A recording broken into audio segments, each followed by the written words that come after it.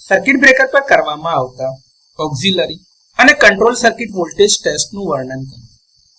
તો circuit બ્રેકરના auxiliary અને control સર્કિટમાં ક્લોઝિંગ અથવા તો tripping coil, spring charging motor, lamp indication, relay, heater circuit અને ઇન્ટરલોક જેવા અનેક કમ્પોનન્ટ્સનો સમાવેશ થાય છે. અને આ સર્કિટ ખૂબ જ ઓછા કંટ્રોલ વોલ્ટેજ ઉપર કાર્ય કરે છે. લગભગ તમે વાત કરીએ તો ડિઝાઇનના આધારે કાં તો 24 વોલ્ટ, 30 વોલ્ટ, 48 વોલ્ટ, 110 વોલ્ટ અથવા તો 200 વોલ્ટ, 220 વોલ્ટ એસી અથવા તો ડીસી ગમે તે ડિઝાઇનના આધારે વોલ્ટેજ હોઈ શકે છે. હવે ઓક્ઝિલરી અને કંટ્રોલ સર્કિટ વોલ્ટેજ ટેસ્ટ એ ખાતરી કરવા માટે હાથ ધરવામાં આવે છે કે આ બધા જ કમ્પોનન્ટ્સ રેટેડ કન્ડિશનના મેક્સિમમ, મિનિમમ અને રેટેડ કંટ્રોલ વોલ્ટેજ ઉપર યોગ્ય રીતે વિશ્વસનીય કામગીરી કરી શકે છે કે કેમ. હવે આ પરીક્ષણનો હેતુ rated control voltage, minimum operating voltage એટલે કે લઘુત્તમ ઓપરેટિંગ વોલ્ટેજ અને મહત્તમ ઓપરેટિંગ વોલ્ટેજ ઉપર બધા જ ઓક્ઝિલરી ઉપકરણો જે એની સાથે લાગેલા છે, જે અગાઉ આપણે વાત કરીએ, એની કામગીરી ચકાસવાનું છે. ઉપરાંત તે ખાતરી કરવા માટે કે બ્રેકર યોગ્ય રીતે બંધ થાય છે અને ટ્રિપ થાય છે, સ્પ્રિંગ ચાર્જિંગ મોટર યોગ્ય રીતે કાર્ય કરે છે, બધા ઇન્ડિકેશન એટલે કે સૂચક અને અલાર્મ સર્કિટ યોગ્ય રીતે કાર્ય કરે છે અને ઇન્ટરલોક યોગ્ય રીતે રિસ્પોન્સ આપે છે. અસામાન્ય વોલ્ટેજ પરિસ્થિતિઓ જેવી કે કાં તો બેટરી વોલ્ટેજ ડાઉન થઈ જાય એટલે કે ઓછા વોલ્ટેજ એટલે કે લો વોલ્ટેજ પર, અથવા તો હાઈ વોલ્ટેજના સર્જ આવે, કાં તો વોલ્ટેજ વધી જાય એકદમ, એટલે વોલ્ટેજ ફ્લક્ચ્યુએશન જે કહી શકાય. આ દરમિયાન વિશ્વસનીય કામગીરીની પુષ્ટિ કરવા માટે પણ આ ટેસ્ટ કરવામાં આવે છે.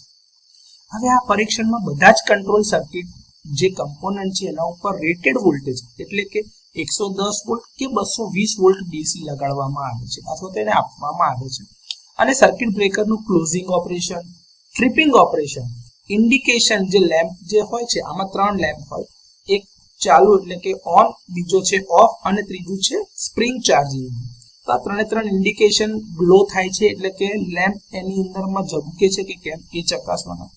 કોઇલનો વપરાશ એટલે કે જે કરંટનું માપન જે આપણે કરવું છે તે બરોબર છે કે કેમ. અને સ્પ્રિંગ ચાર્જિંગ મોટર જે છે એના ઓપરેશનને આમાં ચકાસવામાં આવે છે.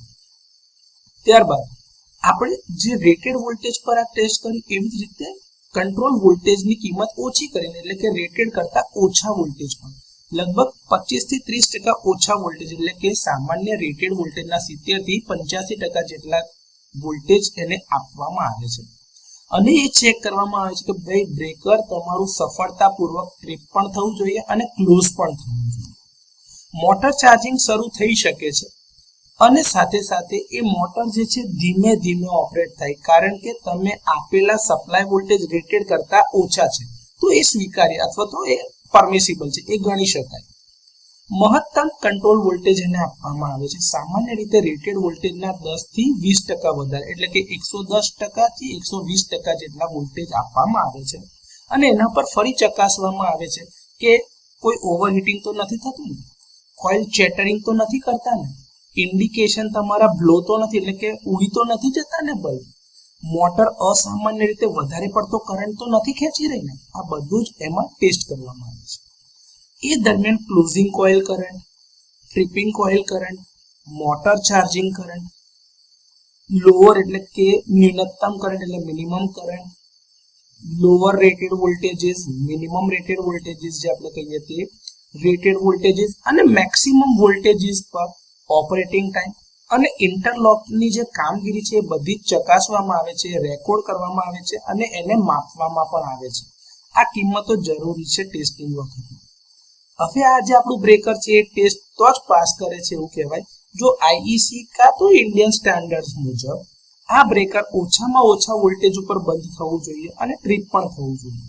ઓક્ઝિલરી સર્કિટને નુકસાન થયા વિના મેક્સિમમ વોલ્ટેજ જે તમે આપો છો એ સહન કરી શકતા હોવા જોઈએ. કોઈ અસામાન્ય અવાજ ના આવવો જોઈએ, ઓવરહીટિંગ ના થવું જોઈએ, ધીમી કામગીરી જરા બી ન ચલવી લેવાય એટલે કે સ્લગિશ ઓપરેશન ના હોવું જોઈએ. ઓક્ઝિલરી રિલે, સ્વિચ અને લેમ્પ યોગ્ય રીતે કાર્ય કરતા હશે અને જે તમારો ઓપરેશનનો જે ક્રમ એટલે જે કામગીરી જે થવી જોઈએ એમાં ક્લોઝિંગ, ઓપનિંગ, ટ્રિપિંગ અને ઇન્ટરલોકિંગ અથવા તો મોટર ચાર્જિંગ જે કહીએ છીએ એ એકદમ સરળ અને સ્મૂથ હોવા જોઈએ. જો આવું થાય તો બ્રેકર કંટ્રોલ અને ઓક્ઝિલરી વોલ્ટેજ ટેસ્ટ પાસ કરે છે એવું કહી શકાય.